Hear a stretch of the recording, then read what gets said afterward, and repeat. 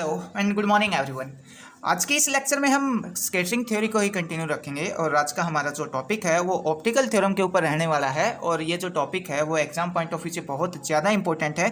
ये काफ़ी time exam में 4 या 6 मार्क्स के अंदर पूछ लिया जाता है। ठीक है, तो स्टार्ट करते हैं। अब स्टार्ट करने से पहले अपने को थोड़ा सा बात करनी पड़ेगी इससे पहले वाले लेक्चर्स के ऊपर, जहाँ पे हमने पार्शियल वेव मेथड के बारे में पढ़ा था और वहाँ पे हमने स्केटरिंग एम्पलीट्यूड और जो total differential scattering cross section है वो हमने वहाँ पे निकाला था। ठीक है, अब कंप्लीट आप ये जो ऑप्टिकल थ्योरम अगर आपको समझनी है तो पहले वाले लेक्चर्स के बारे में आपको पता होना चाहिए कि स्केटिंग एम्पलीट्यूड हमने क्या निकाला था, total differential skating cross section क्या निकाला था। और इससे जो पहले वाला लेक्चर है जिसमें हमने पार्शियल वेव मेथड के बारे में पढ़ा था वो लेक्चर भी अपने आप में मतलब बहुत ज़्यादा इंपॉर्टेंट है। वो काफ़ी टाइम 16 मार्क्स में पूछ लिया जाता है कि total differential skating cross section निकालो या फिर स्केटिंग एम्पलीट्यूड निकालो।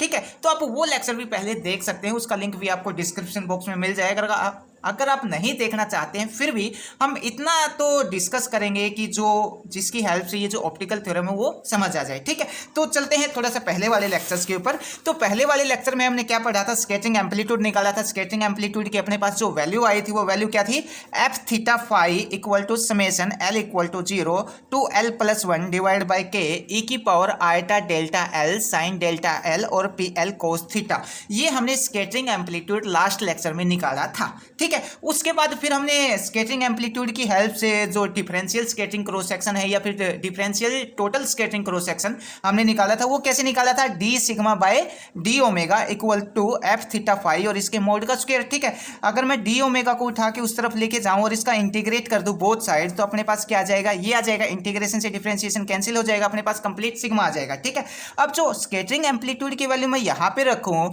और डी ओमेगा की वैल्यू मैं यहाँ पे रखूँ, डी ओमेगा क्या है, सॉलिड एंगल, और इसकी वैल्यू क्या होती है, साइन थीटा डी थीटा और डी फाई। ठीक है, तो यहाँ पे मैं दो लिमिट पुट करूंगा, एक तो थीटा की लिमिट पुट करूंगा जो 0 से पाई होती है, उसके बाद फाई की लिमिट पुट करूंगा 0 से 2 पाई। ठीक है, ये लिमिट में पुट करके यहाँ पे एफ थीटा फाई की वैल्यू पुट करके मैं क्या निकालूंगा, यहाँ पे जो total differential scattering cross section है वो निकालूंगा। और ये सब काम हम पहले वाले लेक्चर्स में कर चुके हैं, इसलिए मैं आपको कह रहा था कि पहले वाले लेक्चर देखना जरूरी है। ठीक है, अब ऑप्टिकल थ्योरम समझने के लिए अपने को दो इक्वेशन की रिक्वायरमेंट है। एक तो अपने को चाहिए जो स्केटरिंग एम्पलीट्यूड है ये, और उसके बाद अपने पास ये जो हमने डिफरेंशियल स्केटरिंग क्रॉस सेक्शन निकाला है इसको हमने बोल दिया इक्वेशन नंबर 2। इन दोनों इक्वेशन की हेल्प से हम ऑप्टिकल थ्योरम समझने की कोशिश करेंगे। ठीक है, तो सबसे पहले इसके नाम के ऊपर थोड़ा सा बात करते हैं। ऑप्टिकल थ्योरम, जैसे नाम से पता लग रहा है ऑप्टिकल, मतलब यहाँ पे कुछ ना कुछ लाइट की इन्वॉल्वमेंट होगी, उसको हम क्या बोलेंगे, ऑप्टिकल थ्योरम बोलेंगे। ठीक है, तो इसमें क्या होगी, लाइट की कुछ ना कुछ इन्वॉल्वमेंट होगी, इसलिए इसका नाम रखा गया ऑप्टिकल थ्योरम। ठीक है, तो अब हम यहाँ पे क्या करेंगे, अपने पास ये जो इक्वेशन नंबर 1 है, इस इक्वेशन नंबर 1 में क्या करते हैं कि अपने पास ये जो थीटा है एफ थीटा, इस थीटा को अगर मैं 0 के इक्वल पुट कर दूं इक्वेशन नंबर 1 में तो क्या आ जाएगा अपने पास। अब इस पूरी इक्वेशन में थीटा कहाँ है, यहाँ पे है। अब cos theta equal to 0 put करूंगा तो कोस 0 क्या होगा, अपने पास 1 होगा, तो ये कोस ये वाली टर्म कितना हो जाएगी, अपने पास 1 हो जाएगी। ठीक है, तो अब इक्वेशन नंबर 1 में F theta equal to 0 put करते हैं और इसको आगे लिख लेते हैं। ठीक है, तो क्या आ जाएगा, ये आ जाएगा अपने पास F theta phi equal to summation L tends to 0 और ये 2l प्लस 1 डिवाइड बाई के।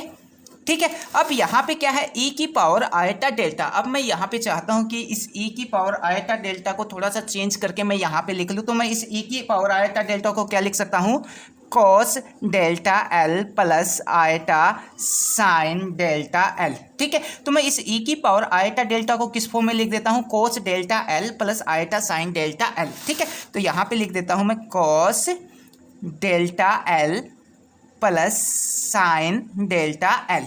ठीक है, मैंने क्या किया, इस e की पावर आयटा डेल्टा की जगह ये पुट कर दिया। उसके बाद जो साइन डेल्टा एल है मैं वो यहाँ पे एज इट इज रखता हूँ, साइन डेल्टा एल, और ये जो कोस थीटा है इसकी जगह क्या हो जाएगा 1, कोस 0 क्या होता है 1 होता है, तो यहाँ पे क्या बच जाएगा, ओनली पी एल बच जाएगा।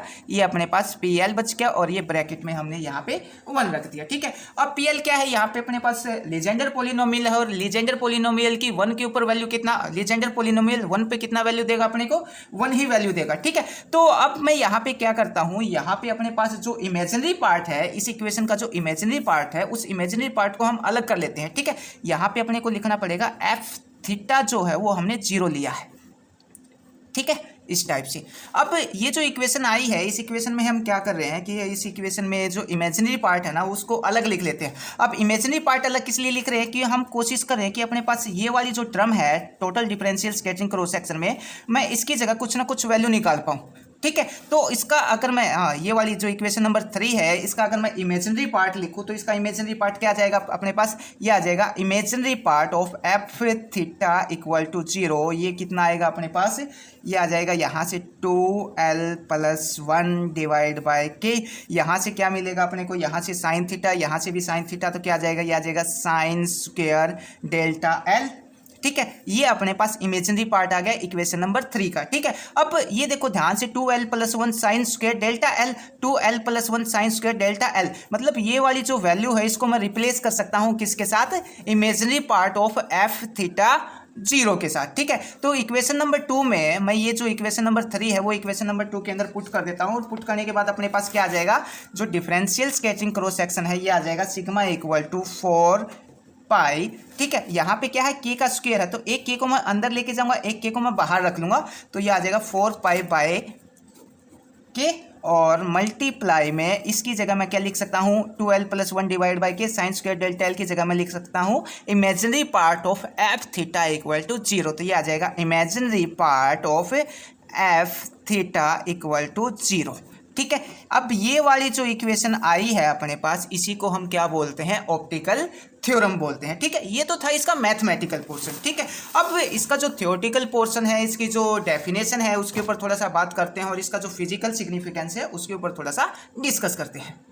अब यहाँ पे अपने पास ये जो थीटा इक्वल टू हमने 0 लिया है, थीटा इक्वल टू 0 का मतलब क्या है, यहाँ पे जो स्कैटरिंग हो रही है, यहाँ पे स्कैटरिंग कैसे होगी, फॉरवर्ड डायरेक्शन के अंदर स्कैटरिंग होगी। जैसे अपने पास हमने मान लिया जो स्कैटरिंग है वो किस डायरेक्शन में होगी, इस फॉरवर्ड डायरेक्शन के अंदर होगी। ठीक है, अब इसकी एक बार जो डेफिनेशन है, डेफिनेशन के ऊपर थोड़ा सा बात करते हैं और फिर इसको समझने की कोशिश करते हैं कि इसकी डेफिनेशन का जो मतलब है वो क्या है। तो ये क्या कहती है, according to this theorem total differential scattering cross section is equal to 4 pi by K time of imaginary part of scattering amplitude in forward direction. तो अभी ये कह रहा है जो टोटल स्कैटरिंग क्रॉस सेक्शन है अपने पास, डिफरेंशियल स्कैटरिंग क्रॉस सेक्शन, वो किसके इक्वल है, ये इक्वल है 4 पाई बाय के times of imaginary part of A scattering amplitude. ठीक है, ये हमने यहाँ पे मैथमेटिकल फॉर्म में लिखा, उसी को हमने यहाँ पे वर्ड में लिख दिया। ठीक है, अब इसको थोड़ा सा फिजिकली समझते हैं, इसको किस टाइप से। तो इसको समझने के लिए हमने क्या मान लिया, इसको समझने के लिए हमने मान लिया कि अपने पास ये कुछ एनर्जी की बीम आ रही है इस डायरेक्शन के अंदर, ये बीम ऑफ एनर्जी आ रही है अपने पास। ठीक है, इस टाइप से। तो यहाँ पे हम क्या बोलेंगे, बीम की एनर्जी अपने पास इस डायरेक्शन के अंदर आ रही है, और स्कैटरिंग के बाद ये पूरी, अब स्कैटरिंग किसके साथ होगी, स्कैटरिंग होगी अपने पास कोई भी, हमने यहाँ पे एक बॉल के माफिक कुछ मान लिया, जैसे फुटबॉल मान लिया, जैसे ये एनर्जी बीम आके इस फुटबॉल के ऊपर गिरेगी तो क्या हो जाएगी, ये स्कैटर्ड हो जाएगी। तो हम क्या बोलेंगे, बीम की एनर्जी जो इस डायरेक्शन के अंदर आ रही है, और ये स्कैटरिंग के बाद पूरी एनर्जी सॉलिड एंगल एरिया 4 पाई के अंदर ये क्या हो जाएगी, फैल जाएगी। ठीक है, बीम की जो एनर्जी आई है वो स्कैटरिंग के बाद अपने पास जो सॉलिड एंगल एरिया है 4 पाई, इस पूरे 4 पाई एंगल के अंदर क्या हो जाएगी, फैल जाएगी। इसी को हम क्या बोलते हैं, ऑप्टिकल थ्योरम बोलते हैं। और यहाँ पे अपने पास ये जो सॉलिड एंगल है वो सॉलिड एंगल क्या है, 4 पाई है। अगर सॉलिड एंगल क्या था अपने पास, वैसे तो डी ओमेगा था। ठीक है, इसकी वैल्यू क्या थी अपने पास, साइन थीटा, डी थीटा और डी फाई। जब मैं इसको सोल्व करूंगा तो सोल्व करने के बाद अपने पास जो सॉलिड एंगल आएगा वो क्या आएगा, 4 पाई ही आएगा। या फिर इसको हम एक टाइप से और बोल सकते हैं, वो क्या है कि फॉरवर्ड डायरेक्शन में जो इमेजिनरी पार्ट का जो स्कैटरिंग एम्पलीट्यूड है उसका क्या होगा, 4 पाई बाय के टाइम होगा, इनटू में क्या है अपने पास इमेजिनरी पार्ट होगा। ठीक है, तो ये क्या है अपने पास ऑप्टिकल थ्योरम है। अगर एग्जाम में आपसे पूछा जाए तो ये मैथमेटिकल पोर्शन आप यहाँ पे लिख के आएंगे, उसके बाद ये जो इसकी डेफिनेशन है और ये सब आप इसके अंदर ऐड करेंगे। ठीक है, अगर इसमें से कोई बात समझ ना आई है तो आप मैसेज करके या फिर कॉमेंट करके पूछ सकते हैं। अब यहाँ पे एक पॉइंट और रहता है छोटा सा, उस पॉइंट के ऊपर भी मैं थोड़ा सा बात कर लेता हूँ। अब यहाँ पे अपने पास ये जो के आया है, के की वैल्यू क्या होती है अपने पास, के की वैल्यू होती है अपने पास √2m/e/h², ये वैल्यू होती है अपने पास के की। ठीक है, अब यहाँ पे अगर मैं के की वैल्यू को देख के अगर कुछ बोलना चाहूँ तो मैं ये बोल सकता हूँ यहाँ पे एनर्जी के ऊपर भी डिपेंड कर रही है। ठीक है, जो स्कैटरिंग है वो यहाँ पे एनर्जी के ऊपर भी डिपेंड करेगी। ठीक है, ये एक लाइन और आप इसके अंदर ऐड कर सकते हैं। Thank you.